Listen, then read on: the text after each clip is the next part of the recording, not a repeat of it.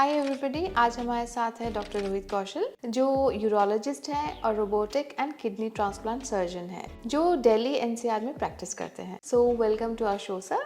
तो सर हम लोग आज जानना चाहेंगे कि व्हाट इज़ प्रोस्टेट, मतलब क्या है जो थोड़ा सा कॉमन आदमियों को हमें पता नहीं है, तो थोड़ा एक्सप्लेन करिए। सो प्रोस्टेट एक ऐसी ग्लैंड होती है जो कि सिर्फ मेल्स में देखी जाती है और ये हमारे ठीक ब्लैडर के नीचे होती है एंड पेशाब के रास्ते के चारों तरफ होती है, तो इसे हम कहते हैं prostate gland.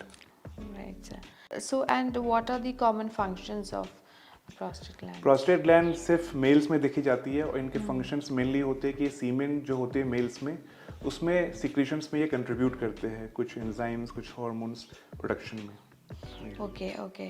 And sir, and what are the common problems that आप solve करते हो in OPD, I would say, as a urologist, sir? So prostate problems are very common in the OPD, and most commonly we come to see patients with benign prostatic enlargement, जिसको हम BPH भी बोलते हैं. We also see patients of prostate cancer and many times prostate infections also, like prostatitis या prostatic abscess. Okay, सो आज sir हम लोग BPH के बारे में ही बात करते हैं, तो इसके बारे में थोड़ा आप डिटेल में हमें बताइए। BPH का फुल फॉर्म बोले तो बेनाइन प्रोस्टेटिक हाइपरप्लेजिया होता है, या कॉमन टर्म्स में बेनाइन प्रोस्टेटिक एनलार्जमेंट या प्रोस्टेट प्रॉब्लम, जो कि जनरल पब्लिक को पता होता है। ये एक बेनाइन प्रॉब्लम है जो कि नॉन कैंसरस प्रॉब्लम है और ऑलमोस्ट सब मेल्स में आफ्टर एज ऑफ 50 या 55 ईयर्स पाई जाती है, एंड ये हमारे पास पेशेंट्स डिफरेंट प्रेजेंटेशंस करके आते हैं। And sir, what are the common symptoms of this? So if you come to the symptoms are mainly divided into the obstructive symptoms, जो कि रुकावट के symptoms होते हैं, यूरिन रुकावट के।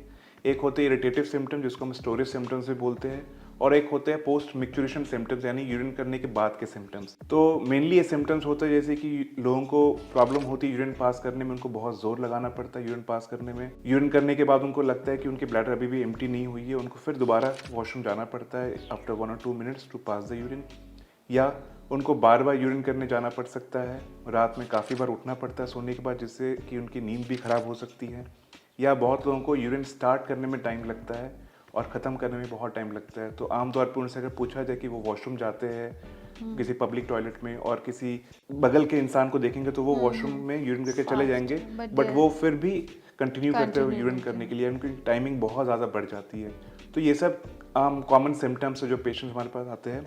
इसके अलावा कभी कभी पेशेंट्स हमारे पास यूरिन इन्फेक्शन करके भी आते हैं कि उनको प्रोस्टेट एनलार्जमेंट की वजह से बार बार यूरिन इन्फेक्शन हो रहा हो, या उनको ब्लीडिंग हो सकती है यूरिन में, या उनको किडनी में स्वेलिंग हो सकती है जिसकी वजह से किडनी फेलियर में भी जा सकती है। तो ये सब भी अनकॉमन सिम्टम्स है, बट ये हमारे पास पेशेंट्स ऐसे भी आते हैं OPD में जो कि कॉम्प्लिकेशन करके आते हैं बिकॉज ऑफ BPH। ओके, क्योंकि सर कई बार मेरे ख्याल से जो डायबिटीज़ के पेशेंट्स होते हैं उनको भी यूरिन के फ्रीक्वेंसी में तो वो लोग इस I think the best way is to diagnose it, है ना? एग्जैक्टली, डायबिटिक पेशेंट्स में और भी ज़्यादा इन्फेक्शन का रिस्क बढ़ जाता है अगर उनको प्रोस्टेट प्रॉब्लम है और उसको सही समय पे डायग्नोज नहीं किया गया हो या ट्रीट नहीं किया हो गया हो।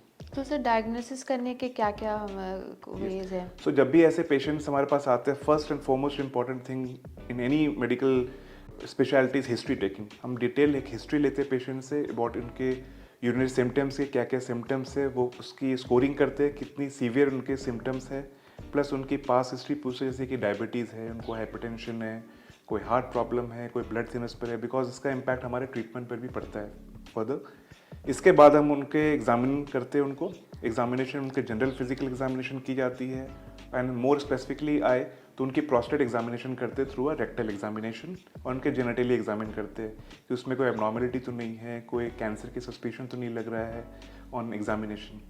Once history and examination is done, then we come to some investigations, जो कि कुछ रूटीन इन्वेस्टिगेशन होते हैं और कुछ स्पेसिफिक इन्वेस्टिगेशंस फॉर प्रोस्टेट होते हैं। रूटीन इन्वेस्टिगेशंस में लाइक हमारे पास urine routine examination, urine culture एक कराते हैं to rule out any urine infection. उसके बाद उनकी एक बहुत इंपॉर्टेंट टेस्ट की जाती है, उसको हम बोलते हैं यूरोफ्लोमेट्री। ये यूरोफ्लोमेट्री टेस्ट के माध्यम से हमें मालूम पड़ता है कि उनकी फ्लो कितनी कमज़ोर हो गई है, क्योंकि बहुत बार पेशेंट्स बोलते हैं हमारी फ्लो तो अच्छी है, बट जब हम फ्लो कराते हैं फ्लो बहुत ही पुअर होती है और वो किस तरह बेयरली पास कर रहे होते हैं urine with great difficulty, but उनको ये एहसास नहीं होता है। तो यूरिन फ्लो टेस्ट हम हर पेशेंट्स में कराते हैं जिनमें भी हमें प्रोस्टेट की प्रॉब्लम की डाउट होती है। इसके बाद हम उनके एक अल्ट्रासाउंड कराते हैं जिससे कि हमें प्रोस्टेट की साइज़ मालूम पड़ती है, किडनीज़ में कोई स्वेलिंग तो नहीं है, कोई स्टोन्स तो नहीं है किडनीज़ में या ब्लैडर में उनके, ये सब आइडिया लगता है। प्रोस्टेट साइज बहुत इंपॉर्टेंट है बिकॉज उस पर हमारी ट्रीटमेंट भी डिसाइड होती है।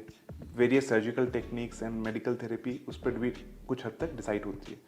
तो और इसके अलावा हम और एक ब्लड टेस्ट कराते हैं PSA, जो कि कैंसर स्क्रीनिंग ब्लड टेस्ट है, जिससे कि हमें कैंसर की शंका होती है अगर वो एबनॉर्मल रेंज में हो तो ये सब जनरल हम टेस्ट कराते हैं इन सब पेशेंट्स में जो हमारे पास आते हैं टू डायग्नोज देयर एलिमेंट। वो है क्या है।